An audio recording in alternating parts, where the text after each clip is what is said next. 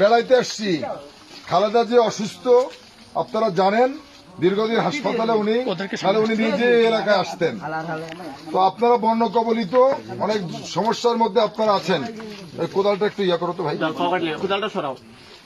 তো আপনারা এই বন্যায় আপনারা সবাই খুব সমস্যার মধ্যে আছেন। তো আপনার আত্মীয় সমস্যায় থাকলে আপনারা তো আপনার আত্মীয়ের পাশে যান না। আপনার এক আত্মীয় যদি মৌলভীবাজার থাকে, বিপদে পড়লে আপনারা দৌড়ে যান না। আবার আত্মীয় স্বজনও কিন্তু আপনি বিপদে পড়লে চলে আসে। তো আমরা মনে করবেন কোন ত্রাণ বা সাহায্য এগুলি না, আমরা আসছি আপনাদের বাড়িতে বেড়াইতে খালেদা জিয়ার নির্দেশে আপনাদের মেহমান হিসেবে। এই মেহমান আসছে যেহেতু আপনাদের জন্য কিছু উপহার নিয়ে আসছে, আমরা মনে করি আপনারা উপহারটা গ্রহণ করবেন। কি নিবা না বাবা? ইনশাল্লাহ।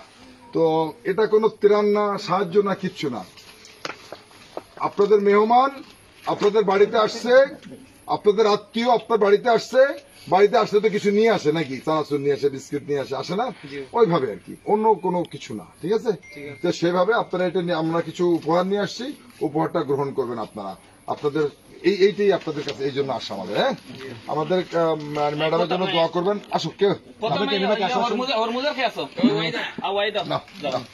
না, ঠিক আছে? এটা উপহার।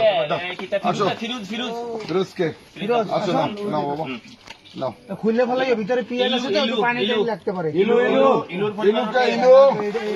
তুমি আসো না, তুমি নিতে পারবা? ওজন আছে কিন্তু। রাশেদ খান মেনুন আছে এই ব্যাগটা কেনা না আসো না রাশেদ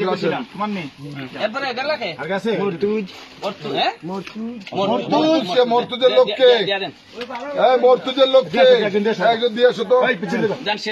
আচ্ছা দাঁড়াও, এই গরু কার? গরু আপনাদের? তোমার গরু দেখি। এই গরুর লোক একটু সামনে আসেন, সামনে আসেন। আরে আমরা ভাইয়ের মতো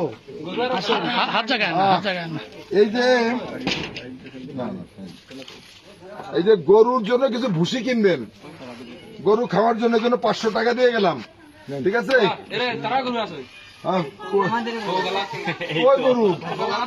গরু কই? আচ্ছা ঠিক আছে, আমি তো খুঁজতেছি।